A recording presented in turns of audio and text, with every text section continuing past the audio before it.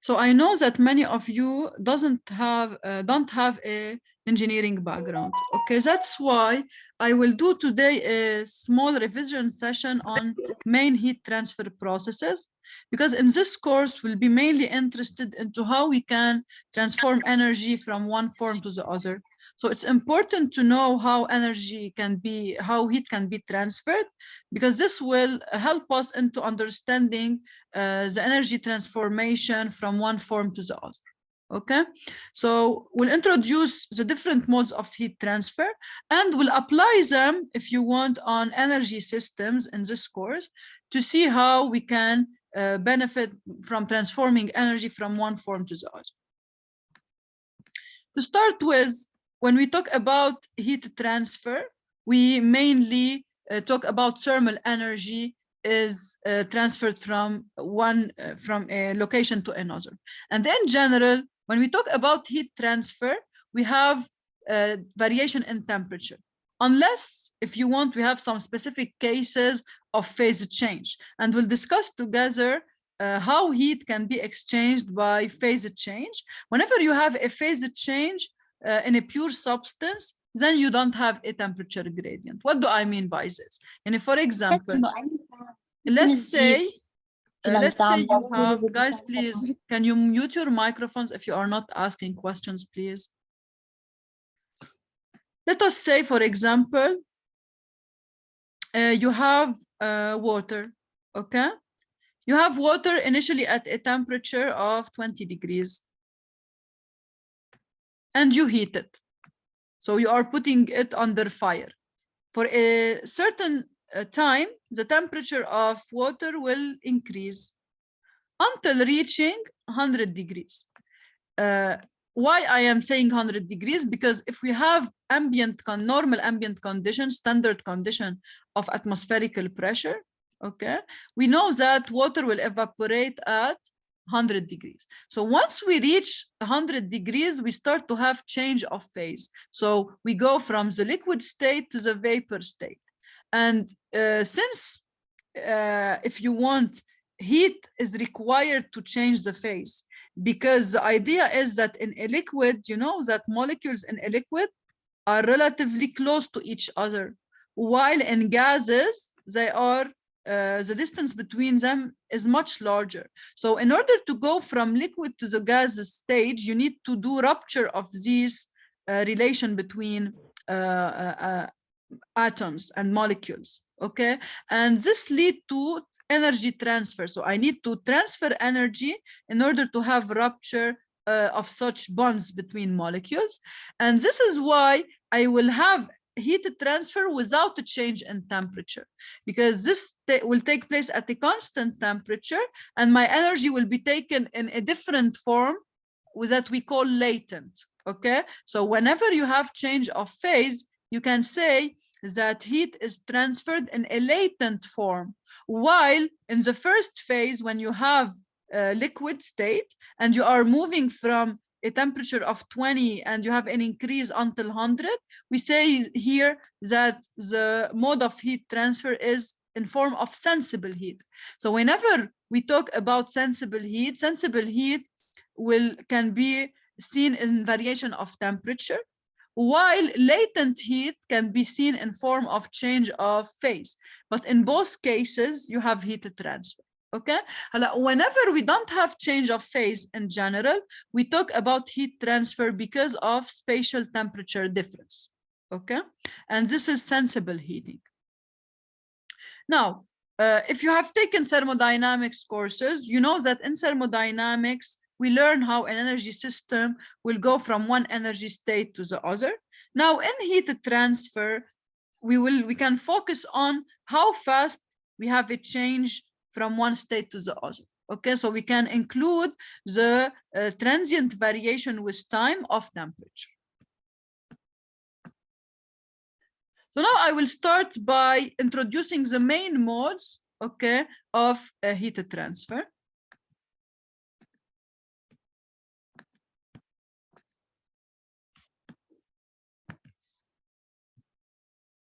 So heat can be transferred in different media. Okay, we can have heat transfer in solids, heat transfer in liquids and heat transfer in gases. Okay, and depending on the medium, in general, we can have different processes.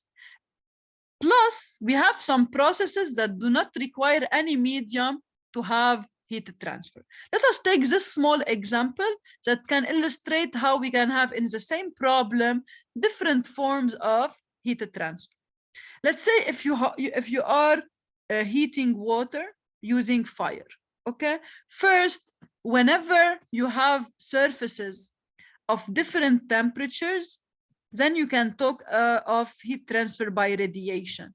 And mainly radiation can take place without the need of a medium. So you don't need to have a medium to have transfer of heat by radiation. What do you mean by this? This means that even if you have here an empty space, okay, if you create vacuum at this level, even if you create vacuum at a certain level, you can have a transfer of heat only due to radiation. What we mean by this, any surface at a certain temperature can emit electromagnetic waves, okay? And higher is the temperature of the surface, larger will be the energy emitted. And then another surface of different temperature will receive this energy in form of radiation. And also this surface will be able to emit energy. But if you have that the temperature of this surface is much larger than this one, as a net flux, this surface will gain heat by radiation. Okay, and we'll learn how to express the radiation heat. Now, another type of processes involved here is conduction. Whenever we talk about conduction, it's due to contact. Your hand here is in contact with the metal, and you will feel a high temperature because the heat will be transferred from the metal towards your hand by conduction process. Now, if we observe water, how water is heated, we induce convection. Why? Because whenever you have a contact between a solid and a fluid, you know that water is a fluid. It's in contact with a solid. What will happen is that water molecules that are very close to the bottom surface will be heated. And you know that in general, when we increase the temperature, the density will decrease. Okay, and because density will decrease, this will lead to cold particle, relatively cooler particle at the top to move downward, and heated particles that become with lower density will move up, and this will create like current of water within the system that will lead to heating, because you will have continuously molecule heated that will go up and cooler molecules that will go down, and this will lead to heating by convection, which will lead to a certain motion of the fluid, and this will help into the heating process. So this was an example to introduce the different modes of heat transfer. Now we can go into detail over conduction, convection, and radiation.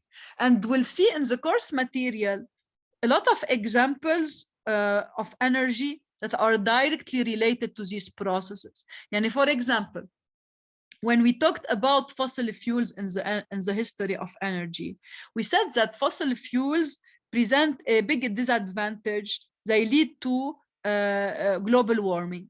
Okay, and this is directly related to CO2 gas emissions that are trapped by the atmosphere. Now, in this chapter, we'll take together an example to understand how, when we have, if you want, when we have trap of CO2 by the atmosphere, how this can affect the temperature of the Earth. We'll see that larger the proportion of CO2 absorbed by the atmosphere, this will lead to, if you want, heat reflection from the atmosphere. So when the atmosphere will receive radiation from the Earth, higher the percentage of CO2 trapped by the atmosphere, larger will be the reflected part from the atmosphere towards the Earth.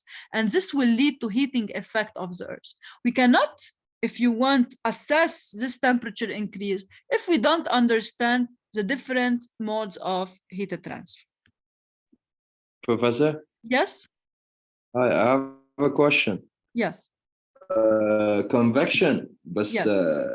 it depends though. Like in this case, like what I know about convection, it's due to bulk movement. There has to be a velocity. Exactly. This is one other type of convection. You're right completely. We have several types of convection, and we'll discuss them in a while. Okay. But one type of convection can be due to density differences, or can be due to bulk motion of a fluid. And now we'll discuss both processes in a while. Okay. But just one more question. If I have a stationary, I'm not moving this pan, and I have water. Yeah. Okay, and I am heating it. Yeah. Okay, I don't reach the change in density in general. I'm still, like, let's say I'm heating it only from, like, let's say 20 degrees Celsius to like 60 degrees Celsius. Can I consider it to be conduction?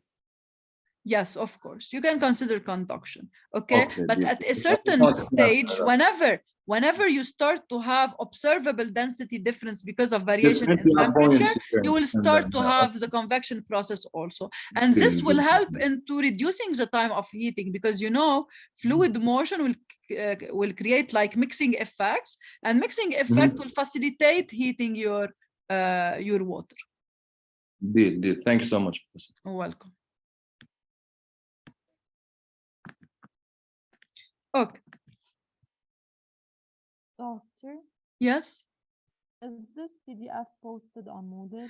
Look, I will post it today, okay? In general, this is the first time I go through this, but because I received a lot of requests that some of you don't have engineering background. So to help people who don't have engineering background, plus to review some principles, majority of you are engineers, but maybe you have taken this course at earlier level. So I'm doing a small review to help you understand the material of chapter 2. So I will post, of course, this PDF to help you in revision. And also I will post, of course, the recorded videos that we are doing together. Okay? Okay, thank you, Doctor. Okay. If you want, I will open a new section on Moodle, like revision material. So this is to review some concepts that are needed to use in this course. Okay? Thank you. So now we'll discuss each type separately. Okay? So we'll start with conduction. So first, mainly conduction is transfer of heat through direct contact, and it can occur anytime objects at different temperatures are touching each other. This was the example of the hand that is in contact with the metallic part. Okay? Now, even in a certain solid, let's say in this course, we'll be interested a lot, for example, in let's say the envelope of a building, because for example, when you design a building, you want to try to reduce any heat losses with the environment, because, for example, in summer you have a very high temperature outside, and you don't want to have high fluxes of energy coming inside, because you want to have a comfortable temperature inside your room. That's why you can design a convenient envelope of your wall in order to reduce heat transfer. And in order to understand how, if you want, we can design such envelope, we need to know how heat can be transferred from outer environment to inner environment. So this can be done by conduction. So the first process is conduction, because in a certain solid, mainly heat transfer within a solid will take place by conduction, and this required just a gradient of temperature. So whenever you impose a gradient of temperature between the outer and the inner side, this will lead to heat flux. Okay, so in summer you will have a heat flux from outer to inner environment, and in winter you will have heat losses from the inner to the outer environment. And in both cases, in summer and winter, we don't want to have a lot of losses, because this will increase the HVAC loading. In summer you need to cool, and in winter you need to warm your space. So if you have a good envelope, then you will reduce the ventilation needs, and you will use, if you will reduce, of course, then the energy consumption by your HVAC system. So we need to understand now how to calculate such fluxes and how to design then an envelope that can reduce heat losses between the indoor and out. Professor, So to do this, yes. question. Yes. Yeah. This sleeve or this envelope that you're talking about, Yeah. could we, for example, optimize this heat? Could we take it and not waste it? For example, you're saying summer, okay, you want to design green buildings. This course is all about energy systems. Yes. You get in the heat, you put it in this envelope. Can you design a system, for example, that can use that heat and to not waste it? Yes, like, of course. You can put phase change material, for example. Sometimes, yes, of course you can. You can do it in the wall, okay? Or you can do it inside the space. You can put for the floor, for your floor, you can put some, under your floor, some phase change material. Then, of course, you will receive the sun, but maybe not directly from the envelope you have from windows. In general, you can put your windows in an optimal way to receive solar energy when needed. Okay, so this solar energy that is coming, let's say during summer, and it's to avoid overheating your space, you can store it in the thermal storage part, which can be phase change material, or which can be a material with high capacity. Yes. Oh yeah, exactly. Yeah. So we can store it in a thermal storage, for example. Of course. But look, even if you have materials that can store energy, if you don't design well your envelope, you will have a lot of overheating. Even your material will have a certain capacity and it will reach the maximum capacity. So if you don't have a good envelope, you will have overheat flux coming in, which is not desirable. Which is not desirable, especially because then you're losing energy because the HVAC has to do more. Exactly. Basically. Exactly. Yes. Indeed. Okay. Thank So you. in conduction, as we discussed, we have transfer of heat through direct contact, and it occurs anytime objects of different temperatures are touching each other. As long as the objects in contact have different temperature, will have transfer of heat until having same temperatures. So we can say that whenever you have gradient of temperature, automatically you have flux by conduction within a solid. Okay, an example is a spoon placed in a hot cup of coffee. It will get heated due to being in direct contact with the coffee. Heat transfer between the two will stop when you reach same temperature for both. Okay. Now, how to explain also in another way physically how we can explain conduction. You can take this very simple example. You have, let's say, a metal, and you are just heating one end. Okay, what will happen in a solids, we know that the displacement of molecule is not very simple. Molecules can vibrate, okay, but you will not have displacement of molecules relative to the solid. So what will happen is that in the side where you have heating, this will induce vibration of the particles in their local place. And because you have this vibration and you have contact between molecules, since molecules are very close to each other, you will have transfer energy by direct contact, and then energy will go from the hot side to the cooler side. Okay, so the vibration effect will be transmitted, but of course the side in contact, direct, if you want, contact with fire, will be heated more because you will have higher vibration from this side than from the other side. So this will create like a gradient of temperature from the hotter side to the cooler side. So we can understand conduction effect by more vibration in the side of higher temperature. So more vibration will lead to higher temperature. So if we have higher temperature at A than B, more vibration will happen at A, which will transfer energy to B, leading to heat transfer by lattice vibration.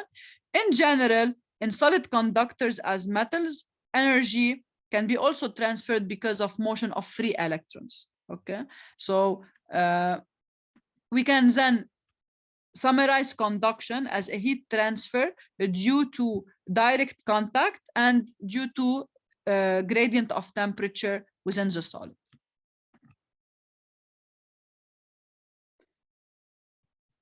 Now, if we talk about gases and liquids, you know that in gases and liquids in general, you have more freedom of motion between the particles. Okay, so in this case, molecules can move in a random fashion along short distances and they will collide with each other. So because of these collisions, you can have energy transfer by also conduction. Okay, now we'll see that in fluids, especially in gases in general, we can have the dominant mode of heat transfer will be by convection, because whenever we start to have velocities, high velocities, we have energy transfer mainly by convection, and we'll discuss this in a while.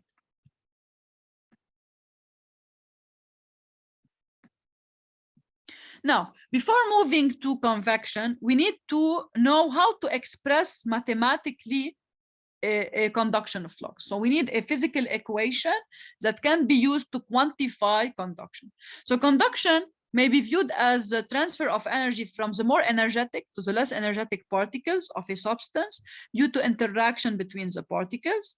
It can be affected by the temperature gradient inside the bodies, the thickness of the body, and the thermophysical property of the body. We'll see together, for example, that in one-dimensional conduction, we can write that the flux of conduction in a certain direction. Let's say here, we go back to the example of the wall, okay? If you have a wall and you have different temperature from the inner and outer side, let's say you are in summer, the outer side is characterized by a larger temperature than the inner side, then automatically you will have a flow from the larger temperature towards a smaller temperature. And you can calculate this flux. Whenever we talk about a flux, the unit will be in watt per meter square. So it's in watt or power per unit area, okay? Now, how to calculate it? It's equal to minus K times area times dt by dx. This is known in engineering or in, if you want, heat transfer as the Fourier's law. And this is the one-dimensional law for heat conduction. Let us now discuss the different terms, okay? First, let us say you impose a certain gradient in temperature. For this gradient in temperature, larger delta T, okay, larger the difference between T1 and T2, larger will be your heat flux. And this is very logical, because what will drive a heat flux is temperature variation. Now, why if we increase the thickness? If we increase the thickness, the flux will be reduced because you tend to have more opposition for heat transfer. Imagine that you have a very you have a material of very large thickness, because having this very large thickness will reduce heat transfer because you have more resistance to heat flux. You have to undergo a very large distance before reaching the inner space. So we can understand then that from the equation dt, higher is dt, higher is flux, while lower is dx, so lower the distance you are traveling, higher also will be your flux. Now, what about the area? Of course, larger the area, I'm sorry here, if we talk about Q second per meter square, we consider the area 1, okay? So whenever you talk about a flux, you just automatically put the area 1 because you are doing the analysis in watt per 1 meter square. If you want to calculate a total flux for a certain area, then you say that Q in watt will be equal to Q second times the actual area of the surface, okay? So if you want the Q second is specific case when you consider area equal to 1. So you do the analysis per unit area. While if you want to find for a certain surface the total flux absorbed in watt, then you can multiply Q second by A. Okay. Now, of course, larger the area of concern, okay, larger will be the heat flux that will cross the area. And finally, concerning this property, this is called the conductivity, the thermal conductivity. The thermal conductivity is a characteristic of the material. So now we were talking about the design of an envelope. If you wish to reduce heat transfer between the inner and outer environment, you should select materials of good insulation properties. Whenever we talk about good insulation properties, this will lead to smaller K, and smaller K will lead to smaller heat flux. Okay, so these are the main factors that will affect heat transfer by conduction. So if you are designing an envelope, you should try first to increase the thickness of your envelope, of course, but we have limits. Always we have limits. You know, you have the cost limit, because if you have a very large thickness, this might lead to larger cost. You have also the space limit, and you have a certain space where you should put your envelope, so you cannot increase thickness as much as you want. Plus, your cost limit. Okay, so we can play on another factor. We can try to select materials with relatively low conductivity, and also we'll learn in this course a good strategy that will study in detail together in examples. You can introduce between, let's say, some solid materials, you can introduce a certain layer of air in between that we call a buffer layer, because air is characterized by a very small conductivity. So K of air is really small. This is why we say that air is a good insulator.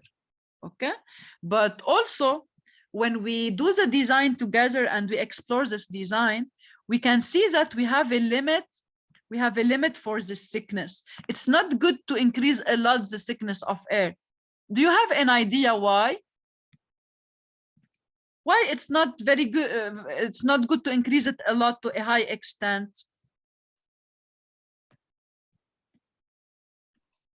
Because you start to have convection. Very Convection. good. Yes, very good. Look, whenever you have small space, small thickness, you reduce the freedom of molecules to move. As you increase the thickness, then molecules will tend to have some motion, and if air molecule will move, this will lead to heat transfer by convection. This is why we have here we can do an optimization of this problem. We can ask ourselves, what is the better thickness to reduce if you want to reduce conduction without increasing convection, and then we can optimize the air layer thickness for better insulation. Okay. So now, in summary, this is the equation for 1D conduction, and it's referred as Fourier's law. So Q second, which is the flux of heat, which is the rate per unit area, is given by minus K dt by dx. Now, also, we can use the following result from heat transfer.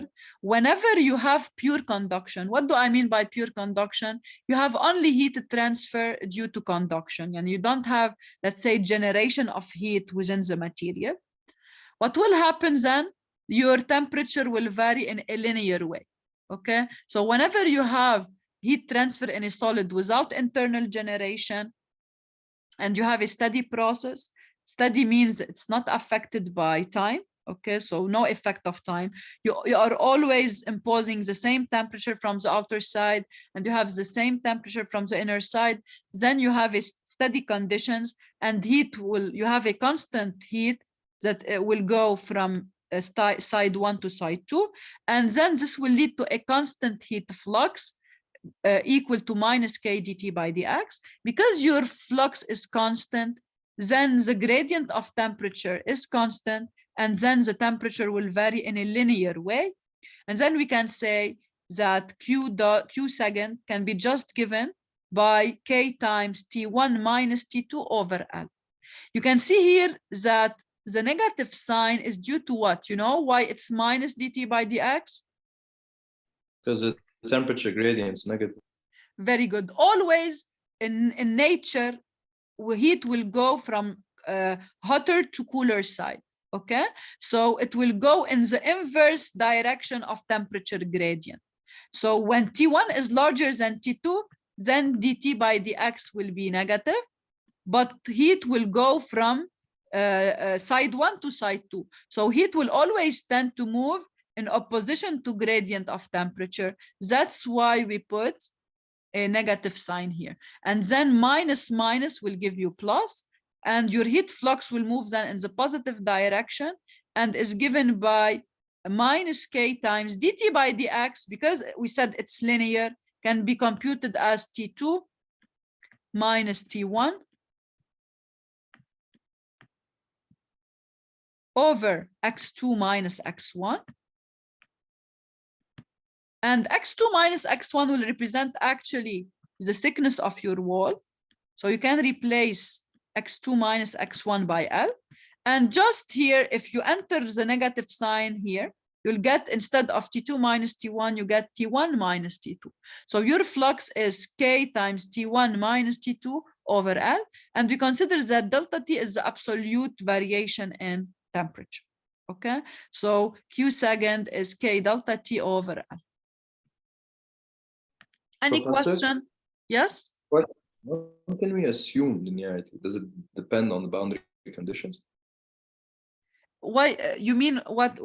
How we can assume it's linear? You mean? Yes. Okay. Look, we can justify this if we write the energy balance. Okay, I will discuss this with you when we learn how to write the energy balance for a system. When you write the energy balance, you will be left only with the conduction term, which is, we'll discuss this after, but just to answer your question, you will get that K times second derivative of T with respect to X. So in case of pure conduction, when you reduce the energy balance to one term, you will get K times second derivative of T with respect to X equals 0. And if the second derivative is 0, this means that the first derivative is constant. And this is the case of pure conduction. So when you have pure conduction, the energy balance will be just reduced to this term. And this will lead to a constant gradient of temperature. And in case the gradient of temperature with respect to X is constant, then T will be linear. Okay? So we can demonstrate this when we apply the balance of energy and we take the case of pure conduction. When I mean pure conduction, no energy generation, no transient variation with time. Steady state and no losses to convection. Okay. Exactly. Steady state and no generation, no internal generation. And what do we mean by internal generation? For example, if I put a resistance, an electric resistance inside a wall, and I have a current passing through this electrical resistance, you will have generation of heat in the system. If you have generation of heat in the system, you will not talk anymore about pure conduction, because you will have generation and you have heat transfer by conduction. And this will lead to a completely different profile. It will not be linear anymore. Indeed. Okay. Okay. Other question? Okay. So until now, we can say that the conduction rate equation in one dimension is given by heat flux of conduction is minus k dt by dx, and heat rate is minus ka dt by dx. So just be familiar with the names. Whenever they talk about a heat rate, it's in watt and is given by minus ka dt by dx, while when they ask you for a heat flux, it's in watt per meter square, and it's given by minus k dt by dx, where T is the temperature that can be expressed in degrees or Kelvin. You know that in SI system, you have a relation between T Kelvin and T degrees. T in Kelvin is T in degrees plus 273. Okay, because you have the difference between the Kelvin scale and the degree scale is a constant, which is nearly 273.15. Then if you calculate delta T in degrees or delta T in Kelvin, it doesn't matter. That's why, because the conduction flux is proportional to delta T, it doesn't matter if you use for your temperature degree or Kelvin, because you only care about the difference. And when you do the difference, this constant will cancel out. Okay, so whenever you compute delta T, you are free to use or both temperature in degrees or both temperature in Kelvin, and then the constant will cancel out when you do the difference. Please pay attention. It's not the case when you calculate radiation. So when we talk about radiation, we'll see that it's proportional to T to the power 4. So whenever you calculate radiation, never replace in degrees. Okay, you always replace in Kelvin. Because if you do degrees to the power 4, it's not equivalent to Kelvin to the power 4. Okay. So here, as we discussed, dt by dx is the temperature gradient, and its unit will be in Kelvin per meter. The area normal to the heat flow is in meter square, and the thermal conductivity property is in watt per meter Kelvin. Now, in some, if you want, in some problems, they will tell you K in watt per meter degrees, it's equivalent.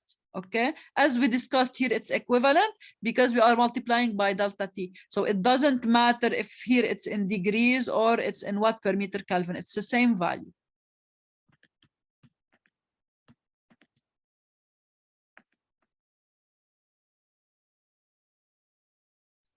Okay.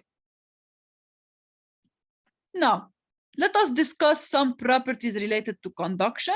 We know that some materials will conduct heat better than others. We should explore the value of K. So in general, you have tables that will give you values of K. So if we go back to our design of envelope, we can select materials with relatively low K in order to reduce heat transfer between the inner and outer environment. Now, materials that transfer heat well are called good conductors, and they are characterized by high thermal conductivity. However, for example, metals are usually good conductors. On the other hand, wood, paper, and plastic are not. They are characterized by small thermal conductivity. And materials that stop the heat, that